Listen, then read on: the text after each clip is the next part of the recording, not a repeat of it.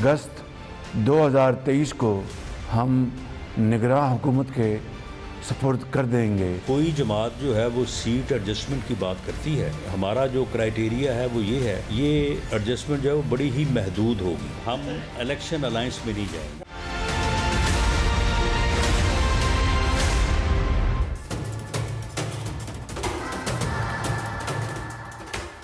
अस्सलाम वालेकुम नाज़रीन, प्रोग्राम न्यूज़ लाइन के साथ मैं हूं आदिल निज़ामी। नाज़रीन, प्रोग्राम की anchor person doctor Maria Zulfikar Khan आज जो है मसरूफ़ियत के बाइस जो है प्रोग्राम नहीं कर पाएंगी।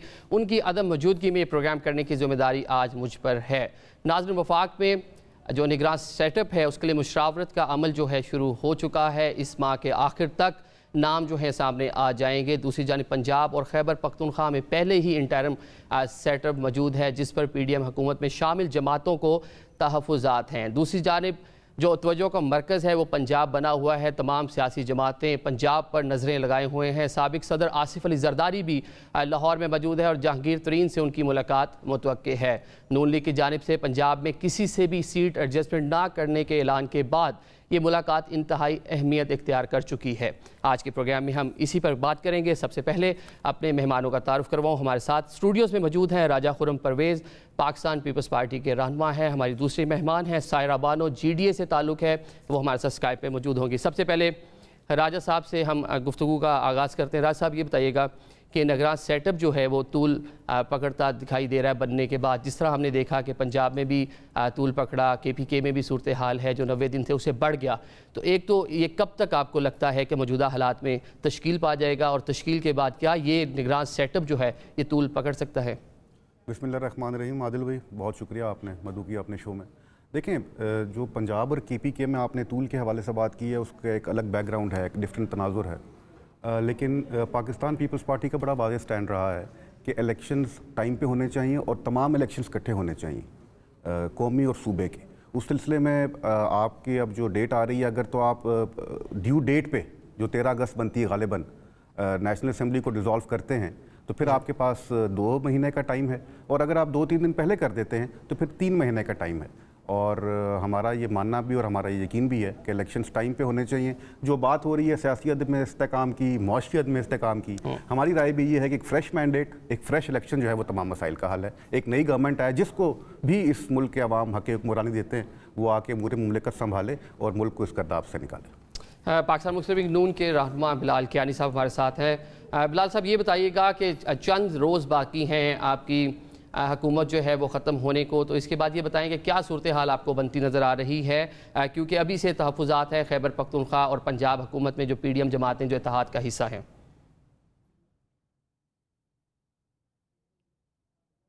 बिलाल साहब, आप मुझे सुन पा रहे हैं? चलें, बिलाल साहब से रब्ता करते हैं। सायरा बानो साहब हमारे साथ हैं। सायरा बानो साहब, आप बताएं कि इंटरम सेटअप के लिए हुकूमत और अपोजिशन ने मिलकर बैठकर जो है निगरां वज़ीर आज़म का नाम जो है वो पेश करना है। निगरां काबीना भी पूरी जो कंसेंसस है उसके बाद ही आएगी। तो ये बताइएगा कि क्या लग रहा है आपको? ये वफाकी वज़ीर डिसाइड कर सकते हैं, और जो जैसे कि अभी आपने वो सवाल उनसे किया था कि KPK में जो हो रहा है और जो उनके तहफ़्फ़ुज़ात हैं, वसीम बदामी साहब के प्रोग्राम में 3 जमातों के नुमाइंदे इस चीज़ का इजहार कर चुके हैं कि वहाँ पर जो एक अंधेर नगरी चौपट राजा, क्या बोलते हैं, अंधेर नगरी चौपट राज, वो वहां पर चल रहा है। तो ये मैं नहीं समझती, है तो बहुत अब पता नहीं अंदर क्या हो रहा है। आपको और हमें तो उन बंद कमरों से हंसते हुए चेहरों के साथ निकल रहे हैं, लेकिन मेरे ख्याल में कि आपस में दस्तों गरेबा है। बाकी ये सेटअप नहीं चलना चाहिए, मगर आप और हम तारीख में देख तो चुके हैं कि जो पंजाब और KPK में हुआ है और जो वहां पर हो रहा है और किस धड़ल्ले से वो वहां पर बैठे हुए हैं। हालांकि गैर कानूनी हुकूमत है, वो आइन और कानून की रूह से तो वो खत्म है, बट ये कि सब कुछ चल रहा है। और अगर कोई कहता है कि ये सेटअप लंबा चलेगा तो मैं नहीं समझती, क्योंकि ये इन इक्तदार के ऐवानों से और इन भूल भुलैयों से ज्यादा देर तक दूर रह नहीं सकते। तो फिर क्या आपस में दस्तों गिरेबान होंगे या किसको मोरद इल्जाम ठहराएंगे?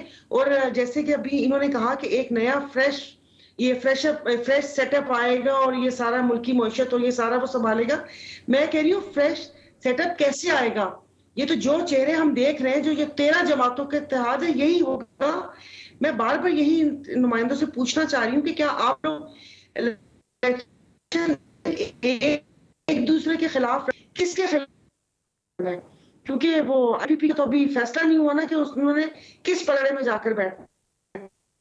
लेकिन इख्तलाफ तो अभी शुरू हो चुका है ना, केपीके में हम देख रहे हैं कि तहफ़्फ़ुज़ात है पाकिस्तान पीपल्स पार्टी को। बिलाल कियानी साहब, आप ये बताएं कि अब जिस तरह तहफ़्फ़ुज़ात सामने आ रहे हैं केपीके में, पाकिस्तान पीपल्स पार्टी उस तरह से कंफर्ट नहीं है, पंजाब में जो सीएम है उनका थोड़ा सा पाकिस्तान पीपल्स पार्टी से उनकी साबका एफिलिएशन जो है वो ज़ाहिर होती है, तो इस सूरत हाल में आप मरकज़ में किस तरह एक नाम पर मुतफ़िक होंगे?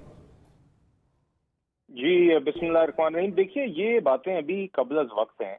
अभी हुकूमत का टाइम थोड़ा बाकी है जी। अगस्त के दूसरे हफ्ते में जाके ये लेस देन मंथ, एक वहाँ से भी तकरीबन कम वक्त है।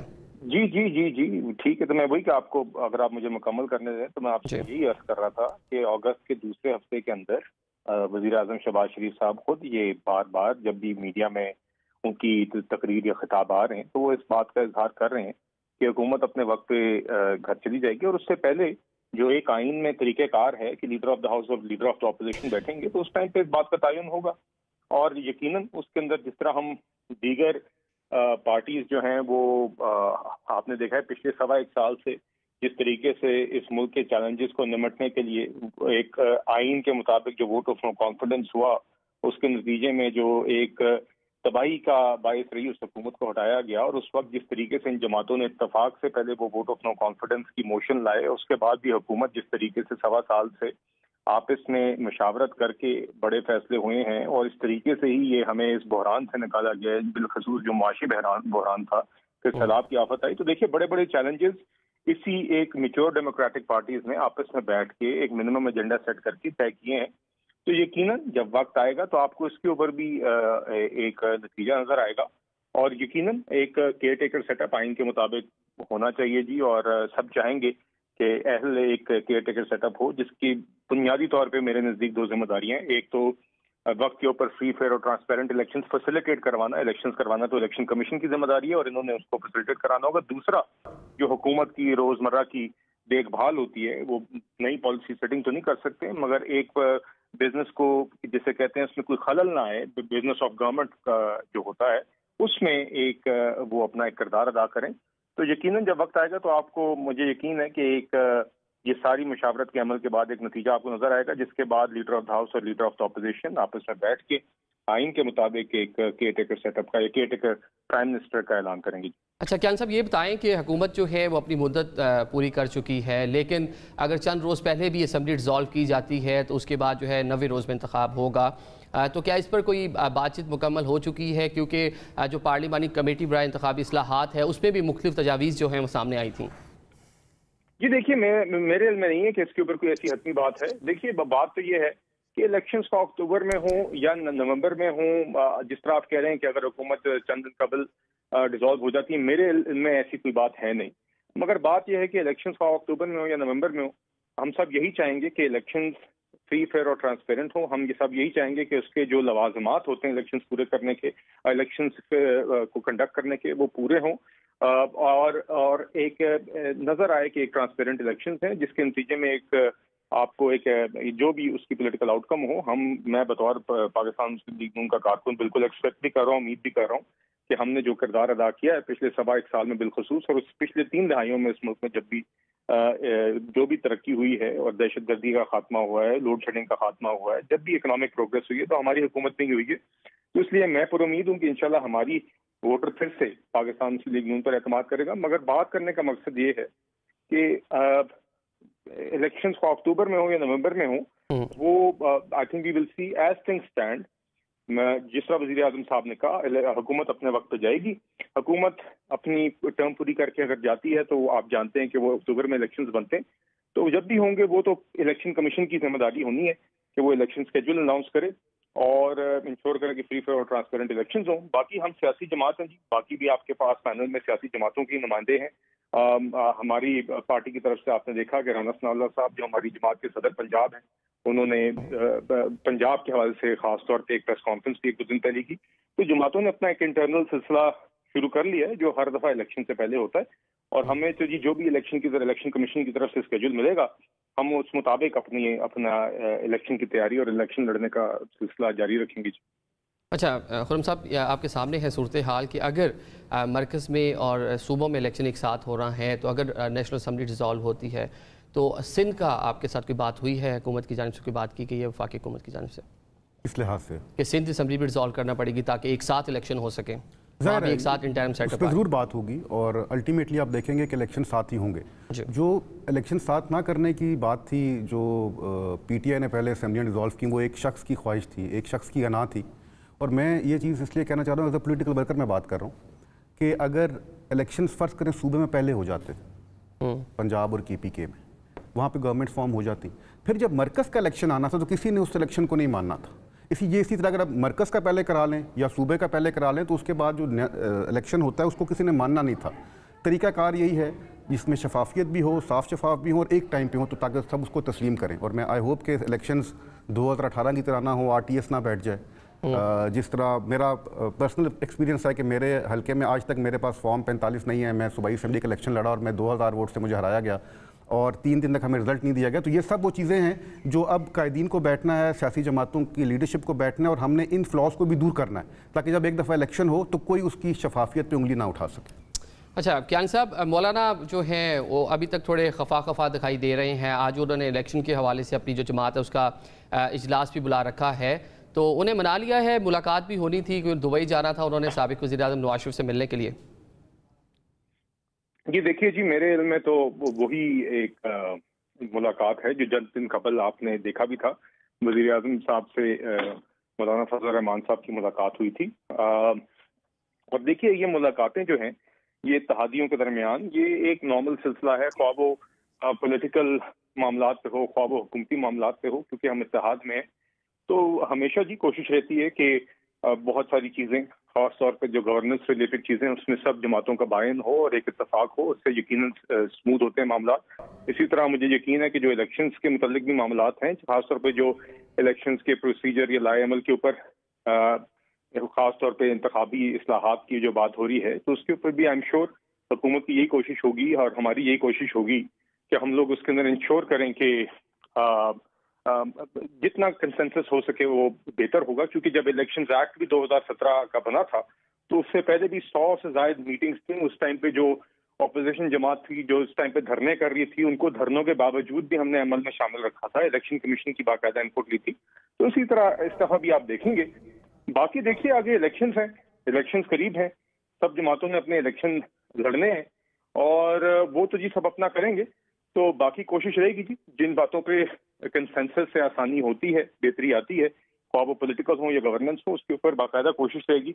इसी तरीके से यही मिसाल PDM की जमातों ने या ये जो इत्तेहादी हुकूमत में जमातें हैं इन्होंने पिछले चंद सालों से दिखाई है और यही आगे भी मुझे यकीन है जी हमारी जमात की बिलखुसूस और बाकी इत्तेहादी जमातों की भी कोशिश रहेगी। जी साहिर साहब, आपके सामने है कि मुश्तरका मफादात कौंसिल से जब तक नए सेंसस के नताइज जो हैं वो अप्रूव नहीं होते, वहाँ से पास नहीं होते, उससे पहले इंतखाबात में जाना भी मुश्किल होगा। लेकिन अब ये लग रहा है कि जिस तरह से जो PDM हुकूमत हैं उसमें शामिल जमातें हैं उनमें भी थोड़े डिफरेंसेस जो हैं वो पाए जाते हैं। कहीं ऐसा तो नहीं होगा जिस तरह रूमर्स हैं कि मरकज़ में निगरान हुकूमत आएगी और इसी तरह की जो वजूहात हैं वो सामने आएगी और इलेक्शन जो है वो डिले का शिकार हो सकते हैं? अभी मैंने आपको पहले कहा था कि ये मतलब वो कह रहे हैं कि नहीं दूर रहा जा सकता, तो कुछ ना कुछ तो होगा। लेकिन ये जो दोनों मोअज़्ज़ज़ साथियों ने बातें की हैं बहुत अच्छी बात है, लेकिन मुझे ऐसा कुछ होता दिखाई देता नहीं है। ऐसा हो नहीं सकता। ये फिर इलेक्शन में यही कह रही हूँ कि किसके खिलाफ करेंगे, मतलब एक दूसरे के क्या। पंजाब में तो खैर नून लीग का कुछ है नहीं और पीपल्स पार्टी अपनी पंजाब में जाने की कोशिश कर रही है। जनूबी पंजाब में कुछ वो है, साउथ पंजाब की तरफ हो गया, KPK में है। KPK में अभी इस वक्त वो मैंने जैसे बोला था कि जो एक अंधेर नगरी बची हुई है, परमना कर चुके हैं, ANP उनसे नाराज है और कुछ पार्टी की तरफ है, फिर ऐसे ही बाकी इलेक्शंस वगैरह। और फिर इन्होंने बोला कि एक बंदे की ख्वाहिश पर वो असेंबली तोड़ी गई है, अगर आप बयानात सुना दें। ने वो कहते हैं कि किसी क्या कहते हैं, इंटीमेट करना, मतलब जैसे सारी देना उस चीज को, वो असेंबली तोड़े, ये असेंबली हम तोड़े। जो इन्होंने बात की है कि जाहिर हुकूमत बन जाती है तो वफाक पर असरअंदाज होती है। तो आप मुझे बताएं जो मुख्तलिफ के बैठे हुए थे, क्या वो सोए हुए थे, क्या उनको पता था, क्या उस वक्त उनको मुज़ाकरात की टेबल पर नहीं लाया जा सकता था कि ये दो असेंबली ना डिसॉल्व करें? ये नहीं होगा। ये सब कुछ ऐसे ही है। और ये कि पीपल्स पार्टी तो जाहिर है चाहती है, पीपल्स पार्टी के सिंध में जो हुआ है, सिंध तो बस भी बरमला कहते हैं कि हम क्लीन करेंगे, यानी कि वो दूसरी जमात को कुछ समझ ही नहीं रहे। तो कुछ होंगे इंतजामात ऐसे, तो बाकी इसके नून को मसला होगा जिस वक्त पीपल्स पार्टी यहाँ पर होगी।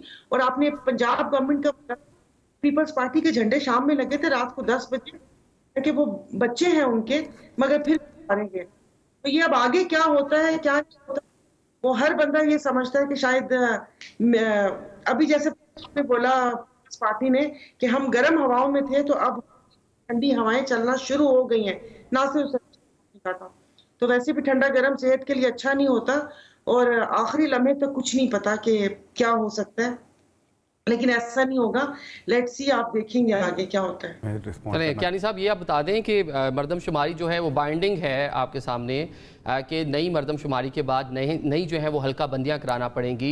क्या आप जो गुज़िश्ता मरदमशुमारी के नताइज हैं उसी पर जाएंगे? क्योंकि कराची में MQM को बड़े तहफ़्फ़ुज़ात हैं, वो ऑल्दो हुकूमत का हिस्सा है, उन्हीं की जो है उनको जो हालिया मरदमशुमारी थी उस पर भी उनको तहफ़्फ़ुज़ात थे, जिसके बाद दोबारा रिकाउंटिंग हुई, कराची के अंदर रिकाउंट हुआ और जो लोगों की तादाद थी वो बढ़ी। तो अगर ये पूरे मामला आगे चलते हैं तो कैसे आप लोग इन सारे मामला को लेकर चलेंगे? जी देखिए, मैं फिर से दोहराऊंगा कि देखिए, बुनियादी तौर पे इलेक्शंस कब होने हैं, इलेक्शन का स्केड्यूल क्या होना है, इलेक्शन के सेंसस की बुनियाद पे होने हैं, इलेक्शन के डिलिमिटेशन पे होने हैं, ये तो बुनियादी तौर पे जिम्मेदारी है इलेक्शन कमीशन ऑफ पाकिस्तान की। तो अभी मेरी इल्म में नहीं है कि जो सेंसस जो नहीं, अगर गुज़िश्ता मरदमशुमारी के नताइज पे करना है तो उसके लिए आपको लेजिस्लेशन करनी पड़ेगी नेशनल असम्बली से। नहीं, आप अगर तो मौजूदा जो आपका सेंसस है ये नोटिफाई नहीं हुआ अभी तक, जो मेरी इत्तला है, तो देखिए वो तो तब आपका क्लॉज ट्रिगर होता है। मेरी जितना नॉलेज है वो तो तब होता है अगर वो नोटिफाई हो गया हो।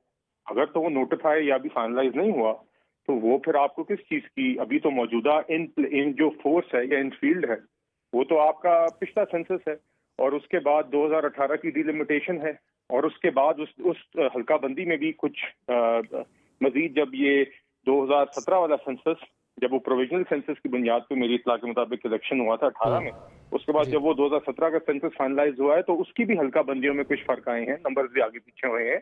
तो मेरी जितना मेरा नॉलेज है जी, अभी तक तो वही सेंसस इन फील्ड है, और ये ऑल्टर्ड जो डिलिमिटेशंस हैं जो 2018 में हुई थी, उसके बाद जो उसमें ऑल्टरेशन हुई है पिछले 1-2 सालों में, वो वाला डिलिमिटेशन और वो वाला सेंसस अभी इन फोर्स है।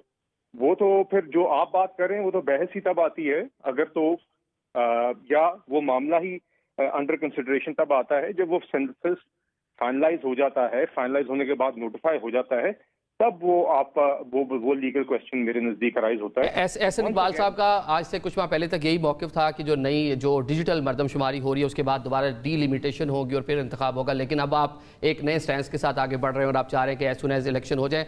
राज साहब, आप बता दें आपका क्या मौक़िफ़ है इसके ऊपर? मैं 2-3 बातें करना चाहूँगा आदिल भाई। एक तो मोहतरमा ने फरमाया कि ये इलेक्शन कैसे लड़ेंगे पंजाब में, तो गुजारिश ये है कि हमारा मुस्लिम लीग नून के साथ इत्तेहाद हुआ है, मर्जर नहीं हुआ। दो अलग सियासी जमातें हैं, अपने अपने नज़रियात हैं, अपने अपने मंशूर हैं, अपने अपने प्रोग्राम्स हैं दोनों पार्टी के। और आसिफ अली जरदारी साहब का स्टेटमेंट ऑन रिकॉर्ड है कि हम तीर के निशान पे इलेक्शन लड़ेंगे। जहाँ तक बात है सीट एडजस्टमेंट की, तो वो फैसला ना मैंने करना है ना आपने करना है, वो लीडरशिप ने बैठना है, और अगर हो सके तो शायद वो भी हो, लेकिन फ़िलहाल आज तक के जो हालात हैं हमने इलेक्शन में जाना है। पंजाब की बात हुई, पंजाब में बहुत बड़ी तादाद में लोग पीपल्स पार्टी में शामिल हो रहे हैं, और साउथ पंजाब हो या सेंट्रल पंजाब हो, और हमने इस दफ़ा मेहनत भी की है, जो कमियां कोताहियां थी उन्हें दूर करने की कोशिश भी की, और वी आर होपफुल कि पंजाब में बहुत अच्छा रिजल्ट आएगा। आखिरी बात सिंध की बात हुई, सिंध में पाकिस्तान पीपल्स पार्टी ने डिलीवर किया है। सिंध के लोग पीपल्स पार्टी को वोट करते हैं और बड़े मार्जिन से वहाँ सीटें जीती जाती हैं, ये बात यहाँ है सब पे। आज के दिन जब हम बात कर रहे हैं, चेयरमैन बिलावल भुट्टो जरदारी साहब ने धाबी जी में जो स्पेशल इकनॉमिक जोन है उसका इफ्तिताह किया है, और ये बहुत बड़ा प्रोजेक्ट है। इस प्रोजेक्ट में जो इन्वेस्टमेंट है वो तकरीबन जो आने का है अंदाज़ा वो $5 अरब है, और 1 लाख नौजवानों को रोज़गार मिलेगा। तो पीपल्स पार्टी ने खिदमत की है। पीपल्स पार्टी ने हेल्थ सेक्टर में बड़ा काम किया सिंध में। हम पंजाब में रहते हैं, हमारे पास लोग सिफारशी आते हैं कि हमें गंबट जाना है लिवर ट्रांसप्लांट के लिए, हमें किडनी ट्रांसप्लांट के लिए भेज दीजिए। लियारी में जो बच्चों का अस्पताल है, सखर में जो हार्ट फैसिलिटीज़ हैं, तो हमने वहाँ पर काम किया है और यही वजह है कि सिंध के लोग पीपल्स पार्टी को वोट डालते हैं। और अभी भी अगर ये अंदाज़ा है कि पीपल्स पार्टी 2/3 से सिंध में वापस आएगी, तो इसमें किसी को शक नहीं होना चाहिए। बाकी रही बात पंजाब की, तो हम यहाँ बड़ी अच्छी फाइट पुट करेंगे और हमें यकीन है कि हम अच्छे नंबर्स लेकर आएंगे। पंजाब में लग रहा है कि आप रिवाइव करेंगे। चलें भी एक ब्रेक ले लेते हैं, ब्रेक के बाद जो है मेहमान हमारे साथ मौजूद है, मज़ीद भी बात करते हैं। अभी ब्रेक के हम चलते हैं।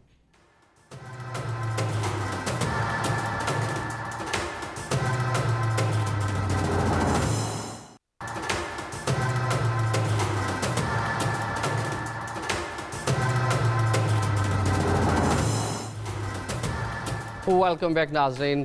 प्रोग्राम में दोबारा बात करते हैं कि पंजाब से गुजर कर मरकज़ का रास्ता जाता है, तो पंजाब में तमाम सियासी जमातें खासी मुतहरिक दिखाई दे रही हैं। साबिक़ सदर ज़रदारी भी लाहौर में मौजूद हैं, जहांगीर तरीन भी वहाँ पर अपनी पॉलिटिकल एक्टिविटीज़ जो हैं उनको तेज़ किए हुए हैं। सायरा बानो साहब, क्या लगता है कि दोनों जमातें जो हैं वो पास आ जाएंगी? क्योंकि नून लीग ने तो ऐलान कर दिया है कि पंजाब में किसी से सीट एडजस्टमेंट या इत्तेहाद नहीं होगा। हाँ जी, ये जो अभी मेरे भाई ने कहा, मैं उनकी बात पे वो कहते ना कि इत्तेफाक करती हूँ कि पीपल्स पार्टी वहां पर है और बहुत सारे लोगों ने शमूलियत इख्तियार की है। मेरा कहने का मतलब ये था कि ये बात दूसरी जमात को कैसे हजम हो सकती है, यानी कि वो तो तख्ते पंजाब पर अपना ही मोरसी हक है, हमारे किस्मत में लिखा हुआ है। मैं उस बात पे कह रही थी। और ज़ाहिर साहब ये जनूबी पंजाब में भी सीट्स हैं, ये अहमद महमूद साहब हैं और बाकी ये मुल्तान में अगर आ जाए और इधर काफ़ी लोग हैं, तो मैं उस हिसाब से बोल रही थी कि ये उनसे कैसे वो होगा। तो अब देखिए ये क्या होता है। वो कह रहे हैं ना कि सियासी जोड़ तोड़ क्या होते हैं। पहले अभी किसी ने सवाल किया था कि अब की जो गवर्नमेंट होगी वो कौन सी होगी, तो मेरा जवाब होगी। अब ये है कि वो जो अब गवर्नमेंट होगी वो कलेक्टेड होगी, हीरे चुने जाएंगे। तो क्या होता है, अब आप मुझे बताएं कि उन्होंने कहा कि हम अवाम के पास जाएंगे या कुछ ऐसे हो जाएगा। बिजली का यूनिट ऑलमोस्ट 50 रुपीज हो चुका है, लोगों को मरने के लिए छोड़ दिया है। अभी ये पिछले दिनों ऐप का हुआ था कि कोई एनजीओ होती है और लोगों को 10-10 हजार रुपए कर्जा देके और उसके बाद 25-25 हजार रुपए उसका सूद बना देती है। लोगों का तो हमने ये हाल किया है। और नो डाउट सिंध में NICVD है, गंबट है, SIUT है, सब चीजें हैं, मगर उसे क्या कहते हैं, जरा आप अंदरूनी सिंध के वहां पर जाकर सेहत और पानी के मसाइल देख लें। बड़े शहरों में है, गंबट में पूरी दुनिया से लोग आते हैं, लेकिन मुझे बताएं कि उससे लोगों के घरों में रोटी पानी ये चीजें जो बेसिक नीड है वो अब तक हम पहुंचाने में नाकाम है। और अफसोस होता है कि अगर ये थोड़ा सा अपने इलाकों पर तवज्जो देते तो बहुत अच्छा होता है। मिट्टी के 2-3 उन्होंने मिट्टी को जन्नत का नमूना बनाया हुआ है, तो बाकी सब लोग भी ऐसे करते हैं। गुर्बत की लकीर तो वहां पर कोई है ही नहीं। सायरा बानो साहब, आपने जितने मसाइल हैं वो गिनवा दिए, आपने बड़ी बात कर ली, लेकिन अभी भी पाकिस्तान पीपल्स पार्टी का दावा है कि सिंध में पाकिस्तान पीपल्स पार्टी दोबारा जो है वो हुकूमत बनाएगी। लोग साथ हैं? हाँ जी, बना लें। मतलब जो लोगों का वोट का है या बात करते हैं तो ठीक है, लोगों को सूट करती है ये सारी चीजें, तो कर ले। हम क्या कर सकते हैं। अब वही बात है जो सियासी झगड़ू चलता है। अभी पिछले दिनों शहाबनामा पढ़ रही थी, तो वो आप मुझे बताएं 1947 की बात है। तो उन्होंने क्या कहते हैं उनको, कुछ शहाब से उनके कोई बावर्ची बात कर रहा था, सर ये काम मैं कर देता हूँ। बावर्ची जाहिर बने बड़ी जबरदस्त बात की है। उसका कि अगर उस वक्त की बोला था कि अगर कांग्रेस डंडी मार सकती है तो मुस्लिम लीग हक बजाने में है डंडा मारने में। तो अब जो मामला है वो डंडी और डंडे पर आ गया है। अगर किसी ने डंडी मारी तो दूसरी जमात अपना हक समझती है डंडा मारना। अब मुझे नहीं पता कहना वाला डंडा, लेकिन ये ऐसे वो होगा। देख लें, अब हम तो वो कह रहे हैं ना कि बस ऐसे बैठे देख। चले आप ये बता दीजिए राय साहब कि पहले ये लग रहा था कि जो नेशनल जो एक अलायंस नज़र आ रहा था कि पाकिस्तान मुस्लिम लीग नून और इस्तेकाम पाकिस्तान पार्टी जो है वो एक साथ होंगे, क्योंकि जो बाय इलेक्शन हुए तो उसमें भी कुछ मिलकर इन्होंने एफर्ट्स की, लेकिन उस तरह से कामयाब नहीं हुए थे। तो अब जो है नून लीग के ऐलान के बाद हमें लग रहा है कि पीपल्स पार्टी और इस्तेकाम पाकिस्तान पार्टी दोनों करीब आएंगे। ऑल दो पहले कुछ तहफ़्फ़ुज़ात भी थे पाकिस्तान पीपल्स पार्टी, क्योंकि वो लोग जो पाकिस्तान पीपल्स पार्टी की जानिब आ सकते थे वो इस्तेकाम पाकिस्तान पार्टी की जानिब गए। आदिल भाई, सियासत जो है ना ये मुमकिनात का खेल है जी। और इलेक्शन आ गया है, जोड़ तोड़ तो होना है इसमें। ये अभी हमें जब जैसे जैसे वक्त करीब आएगा चीज़ें क्लियर होती जाएंगी कि कौन कौन सी जमातें इत्तेहाद में जाती हैं, कौन सी एडजस्टमेंट में जाती हैं और क्या बनता है जो खाका है इलेक्शन से पहले।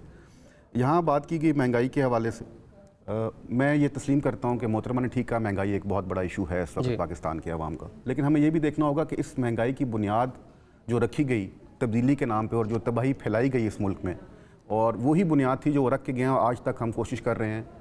और ये बात भी ठीक है कि जितनी जमातें इस हुकूमत के इत्तेहाद में शामिल, उन्होंने अपना अपना पॉलिटिकल जो मैंडेट है वो स्टेक पे लगाया है पाकिस्तान की खातिर और रियासत की खातिर। अनपॉपुलर फैसले करने पड़े हमें। जहाँ तक फिर मैं बात करूँगा, आपने फरमाया सिंध के हवाले से पानी के पानी जो साफ़ पानी के हवाले से, सिर्फ थर में हमने हज़ारों की तादाद में वाटर फिल्ट्रेशन प्लांट्स लगाए हैं। अब अगर कोई ये कहे कि सारे मसाइल कोई हल कर सकता है तो वो गलत बात होगी। क्या पंजाब के सारे मसाइल हल हो गए? क्या KPK की सारे मसाइल हल हो गए? क्या बलूचिस्तान वालों के सारे? हमने कोशिश की है और हम आज भी ये समझते हैं कि हम पीपल्स पार्टी ही वो वाहिद जमात है जिसने सही मानों में अवाम की खिदमत की है। कितनी बड़ी एहसास महरूमी थी जनूबी पंजाब वालों को, बलूचिस्तान वालों को। KPK वाले कहते थे हमारे पास तो नाम नहीं है अपना। तो ये NFC अवार्ड देकर सूबों को आपने तगड़ा किया। आपने वफाक तब बनता है भाई मेरे जब सूबे और इकाइयाँ मजबूत होती हैं, तब वफाक मजबूत होता है। उस एहसास महरूमी को ख़त्म करने के लिए पीपल्स पार्टी ने NFC अवार्ड दिया, आगाज़ हुकूक़ बलूचिस्तान किया। तो हमने आवाम की खिदमत की। और ये जो बात है कि उम्मीद हम करें, तो ये फैसला तो आवाम ने करना है। उम्मीद आप भी कीजिए, हम भी करते हैं, दावेदार हम भी हैं और लोग भी होंगे, लेकिन ये फैसला आखिर में आवाम ने करना। और हमें उम्मीद है कि इंशाल्लाह बहुत अच्छे रिजल्ट आएंगे जो पीपल्स पार्टी के फेवर में होंगे। अच्छा, पंजाब में रिवाइवल कैसे मुमकिन है? जरदारी साहब भी लाहौर में मौजूद हैं, कैसे रिवाइव करेंगे? देखिए, पंजाब में एक लंबी कहानी है कि पंजाब में पीपल्स पार्टी की बुनियाद भी लाहौर में रखी गई पंजाब में, और पीपल्स पार्टी ने राइज भी पंजाब से ही किया था। ये एक लंबी कहानी है, इसमें स्ट्रगल भी है, इसमें शहादतें भी हैं, इसमें फांसियाँ भी हैं, इसमें जेलें भी हैं। एक लंबी कहानी है, लेकिन क्रक्स ये है कि 2008 के बाद 2008 तक जो रिजल्ट्स आते रहे उसमें पीपल्स पार्टी बड़ी एक ताकतवर जमात रही पंजाब की, अच्छे रिजल्ट्स आते रहे। उसके बाद 2 इलेक्शंस जो पिछले हैं, 13 वाला और 18 वाला, शायद हम मतलूबा नतीजा हासिल ना कर सके। वजूहत उसकी बहुत सारी, इस पर काम भी हुआ, ये एक लम्हा फिक्रिया भी रहा पार्टी के लिए। अब जो हालात बन रहे हैं पंजाब में, हमने ग्रास रूट तक मेहनत की है। जो लोगों का शामिल होना इस बात की दलील होती है कि फ़िज़ा आपके हक़ में। जब लोग शामिल ना हो तो उसका मतलब है कि पार्टी में शायद वो ताकत नहीं है या वो अट्रैक्शन नहीं रही। अब जिस तरह लोग शामिल हो रहे हैं, जिस तरह पीपल्स पार्टी की तंजीमें मेहनत कर रही हैं, हमारी पंजाब की तंजीम मेहनत कर रही है, सेंट्रल लीडरशिप ने डेरे लगाए हैं लाहौर में आके, लोग राग़िब हो रहे हैं, और इंशाल्लाह पंजाब में हम आपको सरप्राइज़ देंगे। चलो जी, पाकिस्तान पीपल्स पार्टी जी सिंध के बाद सायरा बानो साहब पंजाब में भी सरप्राइज़ देने का ऐलान कर रही है। आप ये बताएं कि जहांगीर तरीन जो हैं वो भी मौजूद हैं लाहौर के अंदर, और उन्होंने जो अपने जो हुकूमत में शामिल लोग थे, ओन चौधरी और नुमान लंगड़ियाल, उनको मना किया है कि रेजिग्नेशन ना करें, हुकूमत में ही रहें। तो इसकी क्या वजह लगती है कि सॉफ्ट कॉर्नर शो कर रहे हैं पाकिस्तान में मुस्लिम लीग नून के लिए? सॉफ्ट मैसेज है?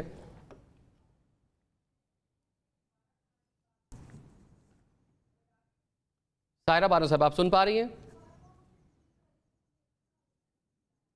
देखिए ना, ये नुमान लंगड़ियाल और उनका नाम लेने लगी थी पीपल्स, तो जी मुझे आवाज आ रही है। तो मैंने कहा मैं आपको कहने लगी थी कि 2 पीएम में सायरा बानो साहब की कनेक्टिविटी में थोड़ा मसला है। मैं जवाब दे दूं, इनके सवाल में ही जवाब है कि 15 साल से पीपल्स पार्टी की हुकूमत है, तो पीपल्स पार्टी की हुकूमत सिंध में 15 साल से क्यों है? क्योंकि लोग खुश हैं, वोट देते हैं तो हुकूमत है ना। ये तो नहीं हो सकता वोट ना पड़े हुकूमत बन जाए। पीपल्स पार्टी की ने वहाँ पे खिदमत की है, बड़ी नौकरी की है लोगों की, और वहाँ पर लोग खुश हैं तभी वोट देते हैं। ये शिकवा गिला बनता है तो सिंध के अवाम से कीजिए जाके, सिंपल एज दैट। अच्छा खुरम साहब, ठीक है, पाकिस्तान पीपल्स पार्टी को सिंध की हुकूमत जो आवाम है वो वोट देते हैं बारहा, इसलिए कंजेक्टिव तीसरी बार जो है गवर्नमेंट बनाई है पाकिस्तान पीपल्स पार्टी ने वहाँ पर। लेकिन मसाइल तो हैं, मसाइल एड्रेस होने की जरूरत है। 15 साल में एक कंजेक्टिव हुकूमत, 15 साल में 3 बार 5 साल मनसूबा जो है मुकम्मल हो सकता है। बिल्कुल। देखें आदिल भाई, मैंने जैसे आगाज़ में कहा था कि ये कोई दावा करे कि सारे मसाइल हल हुए, तो ये तो नामुनासिब बात और होते भी नहीं है, ये बड़ा मुश्किल है। लेकिन पीपल्स पार्टी ने वहाँ पर, जिस तरह मैंने हेल्थ सेक्टर का आपको बताया, रोड इंफ्रास्ट्रक्चर का बताया, आज मैंने धाबी जी का आपको बताया कितना बड़ा इफ्तिताह चेयरमैन साहब ने किया है।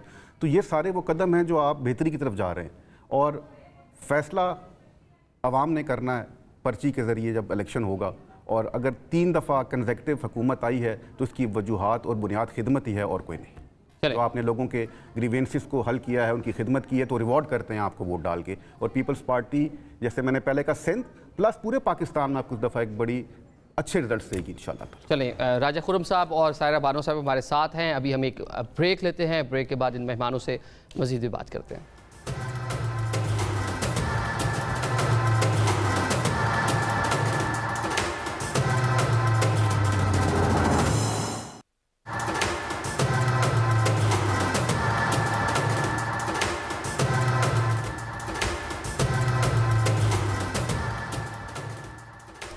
वेलकम बैक नाज़रीन। सायरा बानो साहब से दोबारा बात करते हैं। सायरा साहब, आपसे दोबारा रब्ता बहाल हो गया है। ये बताएं कि आप ओन चौधरी जो हैं और नुमान लंगड़ियाल जो हैं, उनको जहांगीर तरीन की जानिब से कहा गया है कि आप हुकूमत के साथ रुकें।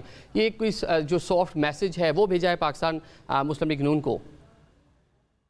काश इस किस्म को कोई सॉफ्ट मैसेज आवाम के लिए भी हो जाए कि हम आवाम को तो यहाँ पर महंगाई की चक्की में पिसने के लिए छोड़ दिया। हाँ, तो वो बेसिकली एक प्रेशर ग्रुप है।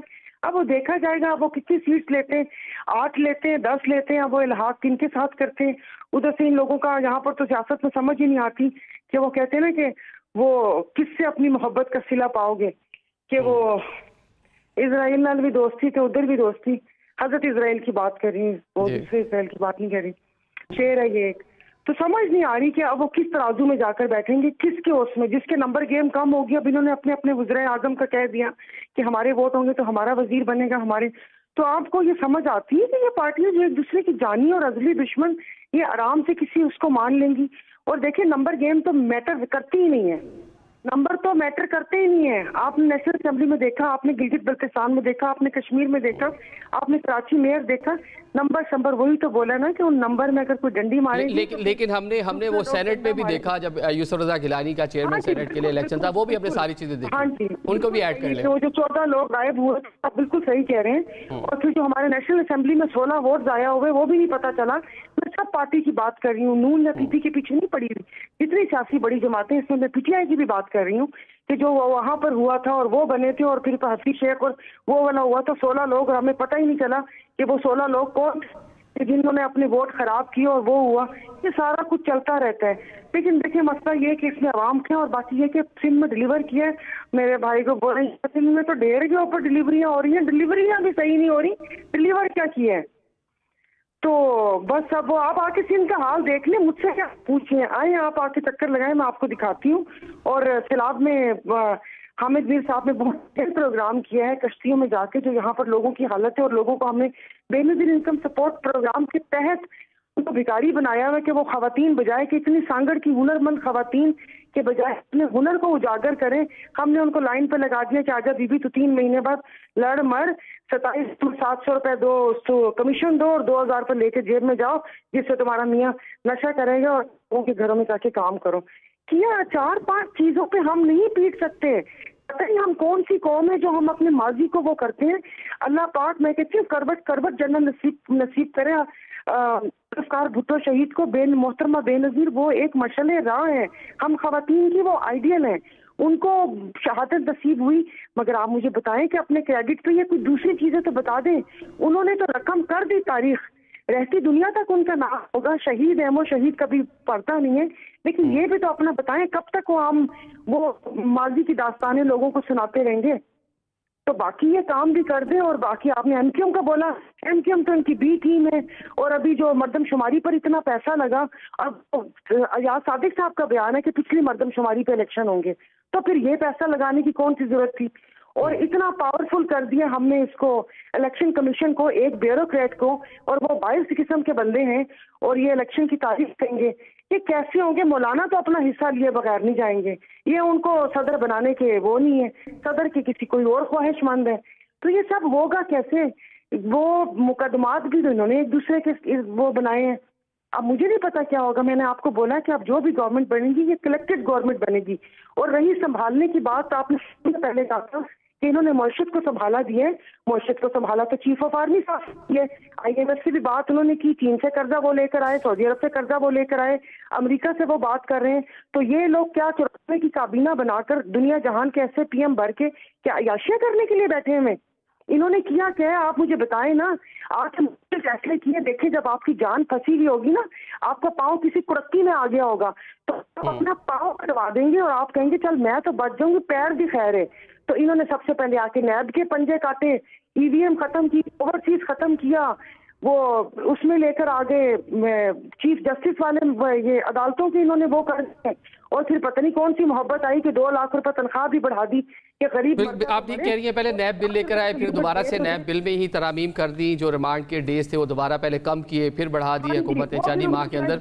वो उनको पकड़ लेंगे भाई, उनको पकड़ने के लिए 20 बड़ी लाजमी है। ये जो पैसे और ये जो बंद लिफाफे की बात आ रही है, उस बंद लिफाफे में वो आके पूछ लें। मलिक रियाज आ नहीं सकता, मलिक रियाज आएगा तो 4 नाम और भी आएंगे।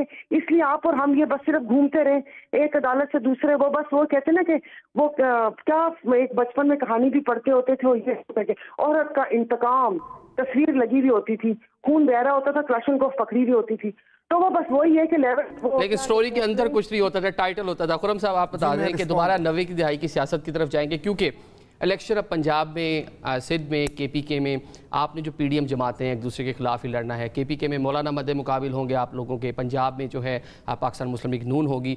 तो क्या इस बार अपने पुराने जो एक्सपीरियंस है उसे सीखेंगे, क्योंकि हालिया हुकूमत में आप एक साथ रहे हैं, मुश्किल हालात का आप लोगों ने मिलकर सामना किया है, तो क्या करेंगे अभी? आपने 90 की दहाई की बात की भाई आदिल भाई, मिसाक जमहूरियत इस चीज़ का सबूत था कि दोनों जमातों ने सीखा, और उसके बाद 90 की दहाई का दौर पीपल्स पार्टी और नून के माबैन कम अज़ कम वापस नहीं आया। मैच्योर हुई पार्टीज, तारीख से सीखा, आगे बढ़ने की कोशिश की।